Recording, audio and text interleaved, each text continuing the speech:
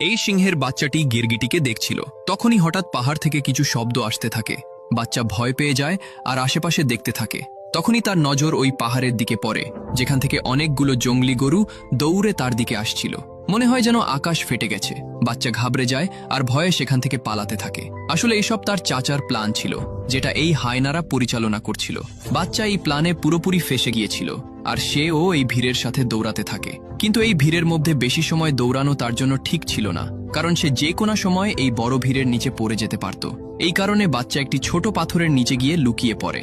বাচ্চা আতঙ্কে ছিল, কি করবে সে কিছু বুঝতে পারছিল না। তখনই সে একটি আশার আলো খুঁজে পায় আর একটি শুকনো গাছের দিকে দৌড়ে গিয়ে উপরে উঠে যায়। কিন্তু এই ভিড়ের কারণে সেখানকার জমি কাঁপতে থাকে, যার কারণে গাছের ডালা যে কোনো সময় ভেঙে যেতে পারে। তখনই বাচ্চার চোখে একটি খুশির ঝলক দেখা যায়, কারণ সে তার পিতা সিংহকে দেখে ফেলেছিল। তার পিতা ভিড়ের সাথে তাকে বাঁচাতে আসতেছিল। সিংহ তাকে ধরে আর সুরক্ষিত জায়গায় রাখে, কিন্তু দুর্ভাগ্যক্রমে সে এই ভিড়ের মধ্যে পড়ে যায়। যখন বাচ্চাটি আশা ছেড়ে দেয়, ঠিক তখনই পাহাড়ের অন্য পাশে পিতাকে চড়তে দেখে।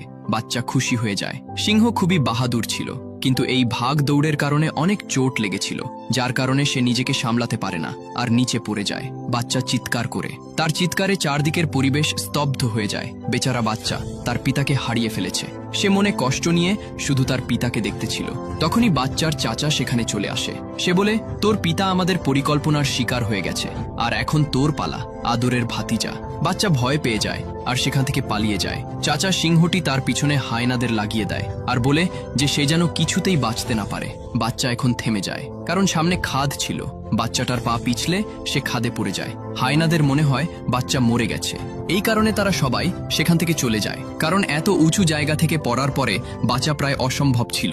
এখন চাচা সিংহ সবাইকে ধমকে ভয় দেখিয়ে নিজেই জঙ্গলের রাজা হয়ে যায়। সে খুবই নির্মমভাবে তার ভাইয়ের পরিবারকে জঙ্গল থেকে বের করে দেয়।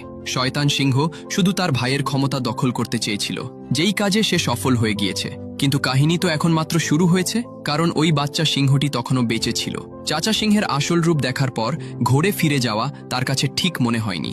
এই কারণে সে একাই এই মরুভূমিতে নিজের যাত্রা শুরু করে দেয়। কিন্তু অনেক চোট লাগার কারণে সে কিছু দূর যাওয়ার পরই বেহুশ হয়ে যায়। তারপর কিছু সময়ের মধ্যেই অনেকগুলো শকুন সেখানে চলে আসে, যারা তাকে চারদিক থেকে ঘিরে ফেলে। এবং যখনই তারা তাকে খাওয়ার জন্য এগিয়ে যায়, তখনই সেখানে দূর থেকে একটি জানোয়ার তার দিকে আসতে থাকে। এটা একটি জঙ্গলি শূকর ছিল।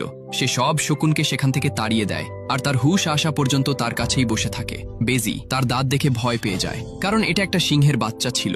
বাচ্চার জ্ঞান ফিরে আসে আর সে কিছু না বলেই সেখান থেকে চলে যেতে থাকে। পিতার মৃত্যুর কষ্ট তাকে ভিতর থেকে মেরে ফেলেছিল।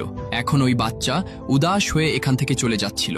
বেজি আর শূকর তার সাথে কথা বলার চেষ্টা করে, আর কথা বলতে বলতে তারা ভালো বন্ধু হয়ে যায়। তারা দুজনেই তাকে ভরসা দেয় যে জীবনে সবাই আপনজনকে হারায়, এটা নিয়তির নিয়ম। কিন্তু এর অর্থ এই নয় যে তোমার বেঁচে থাকা বন্ধ করে দিতে হবে, আর তুমি তো একটি বাহাদুর সিংহের ছেলে।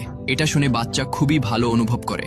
তখন এরা দুজন তাকে তাদের জঙ্গলে নিয়ে যায়। জঙ্গল দেখে বাচ্চা সিংহের অনেক ভালো লাগে, কিন্তু এখানকার প্রাণীরা সিংহের বাচ্চাটা দেখে অবাক হয়ে যায় আর ভাবে এই সিংহের বাচ্চা তাদের জঙ্গলে কোথা থেকে এলো, কারণ তারা বিশ্বাস করত যে সিংহ কখনোই তাদের শুভাকাঙ্ক্ষী হতে পারে না।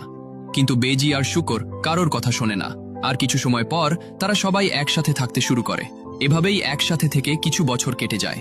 এখন ওই বাচ্চা বড় হয়ে গেছে, যাকে সবাই ছিনবা নামে জানত, যে দেখতে ঠিক তার বাবার মতোই ছিল। এদিকে চাচা সিংহ বনে আতঙ্ক সৃষ্টি করে রেখেছিল। তার ক্ষুধা মেটানোর জন্য নিরীহ প্রাণীদের হত্যা করত। সময়ের সাথে সাথে তার লোভ আরও বেশি বেড়ে যায়। তার রাজ্যে কেউ ঠিকমতো খাবার পেত না, কারণ সে নিজেকে ছাড়া অন্য কাউকে শিকার করতে দিত না। যার কারণে ছিনবার পরিবারের লোকজন সব সময় ক্ষুধার্তে থেকে যেত। তারা খুবই অসহায় ছিল।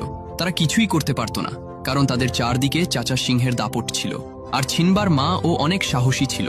সে বলে, আমরা আমাদের জন্মভূমিকে এভাবেই ছেড়ে যেতে পারি না, আর এভাবে ক্ষুধায়ও মরতে পারি না। আমাদের কিছু না কিছু তো অবশ্যই করা দরকার। সবাই তার কথার সাথে একমত হয়। তখনই অন্য সিংহী বলে, কিন্তু ওই সিংহের বিরুদ্ধে যাবে কে? কার মধ্যে এত সাহস আছে? ঠিক তখনই একটি হায়না আসে আর ছিনবার মাকে তার সাথে নিয়ে যায়। সবাই ভয় পেয়ে আছে যে এখন কি হবে। ছিনবার মা সিংহের কাছে যায়। তখন সিংহ বলে, আমি জানি তোমরা কি পরিকল্পনা করছো, কিন্তু তোমাদের কোনো পরিকল্পনাই কাজ করবে না। ছিনবার মা বলে, এভাবে কতদিন তুমি নিরীহ প্রাণীদের মারবে? বন্ধ করে এসব। তখনই সিংহ বলে, শিকার করা আমাদের স্বভাব। যদি আমরা শিকার না করি তাহলে আমরা খাবো কি? তখন ছিনবার মা বলে, কিন্তু তুমি যেই পদ্ধতিতে করছো এটা ভুল। তখন সিংহ রেগে যায় আর আদেশ দেয় যে এই বাকি খাবার হায়নারা খাবে, আর তোমাদের পরিবার আজও না খেয়ে মরবে, আর সেখান থেকে চলে যায়। এদিকে ছিনবা পুরোপুরি জঙ্গলের সাথে মিশে গিয়েছিল।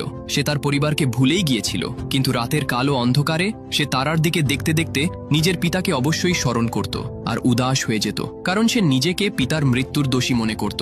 তখনই তার একটি পশম খুলে পানিতে পড়ে যায়, যেটা ঘাস মনে করে একটি পাখি তার বাসায় নিয়ে আসে, আর অন্য পাখিটি সেটা ফেলে দেয়, কারণ সে জানত যে এটা কোনো ঘাস না, একটা জানোয়ারের পশম। পশম উড়ে মাটিতে গিয়ে পড়ে। তখনই ওই পশম উঠিয়ে একটি পিঁপড়া যেতে থাকে। সেখানে বসে থাকা বান্দরের নজর ওই পশমের উপর পড়ে। সে ওই পশম উঠিয়ে চিনে ফেলে যে এই পশম ছিনবার, যার মাধ্যমে সে অনুমান করে ফেলে যে ছিনবা এখনো জীবিত আছে।